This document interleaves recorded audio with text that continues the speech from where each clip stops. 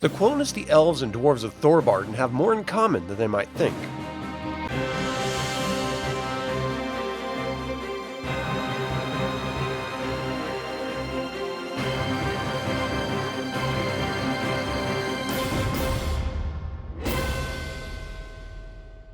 Welcome to another DragonLance Saga episode. My name is Adam, and today we're going to talk about Qualinesti in the War of the Lance era. I would like to take a moment and thank the members of this channel and invite you to consider becoming a member by visiting the link in the description below. You can even pick up Dragonlance gaming materials using my affiliate links.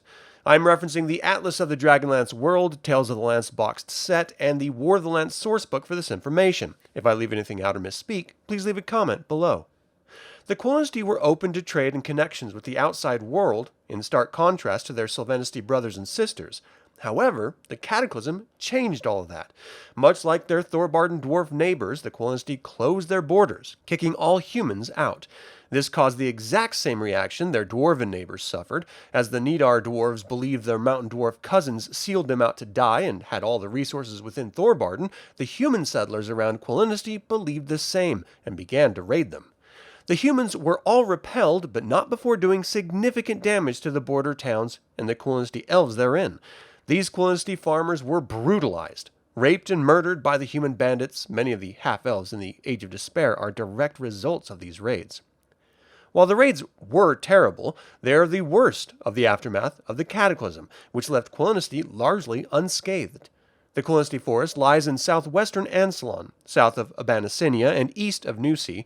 It is framed by the Carolise mountain range. The capital is Qualinesti, which is located between the eastern border on a plateau surrounded by the White Rage River and its tributaries. With its estimated population of just under 42,000, only 90% of that total are elves. Dwarves, humans, and centaurs make up what remains. Qualinesti is ruled by the Speaker of the Suns, a direct descendant of Kith-Canon, its founder, and Silvanesti from Silvanesti. The Speaker guides the Thalas Enthia, or Senate, a representative body made up of various guilds and communities of the Qualinesti. In this War of the Lance era, much of the time is consumed with preparations for the Red Dragon Army invasion, and making peace with the elves of southern Aragoth. The Qualinesti have always had the foresight to work with other races, and in this era, though significantly reduced in effort, is no exception. Traditionally, Qualinesti enthusiastically traded with the rest of Ansalon, exporting fruits, leather, wine, liquors, wood, bows, and arrows. The climate of Qualinesti can be erratic. The winters are severe. Between Herarmont and Chiselmont, the current brings up the harsh chill of the south with heavy snows. The cold is even known to split the massive trunks of trees. Spring naturally brings with it a rejuvenation. The snow melts to reveal wildflowers and soft grasses. Summers are traditionally rainy from Corrige to Riorxmont with the occasional hot day. Autumn is dry and temperate, allowing the citizens to celebrate harvest fests. The forest turns to hues of gold, bronze, silver, red, and violet. There are 5 settlements of note, though only one which hosts the vast majority of the population. Qualinesti is a metropolis with just over 20,000 citizens. Again, it is the capital and positioned in a defensible plateau surrounded on 3 sides by 100-foot-wide chasms of the White Rage River, and on the south by the Carolise Mountains. There are narrow footbridges spanning the rivers which can be brought down easily upon invasion. The city has 4 corner towers, connected by graceful metallic arches, able to hold an army marching across them, but looking as delicate as crystal. The city is constructed from gleaming white marble and rose quartz, so as to enhance the natural beauty of the forest rather than detract from it. Gardens line the sides and roofs of buildings, creating an all-immersive, natural feel. Rising above it all is the Tower of the Sun, where the Speaker resides.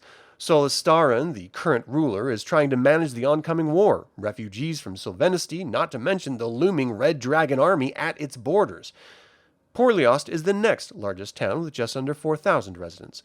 It was named for the Speaker's eldest son, Porthios, and founded just after the Cataclysm. It is the headquarters for House Mariner. The governor, Erregol Swiftwater, rules the city. Its docks are loaded with a fleet of ships ready to take the citizens of Qualinesti over the Straits of Algani to southern Aragoth in exile. Shrivost is the small town of under 1,000. It is the northmost settlement. Its citizens pride themselves in their elven heritage and create works of art like delicate sculptures and ceramics for trade.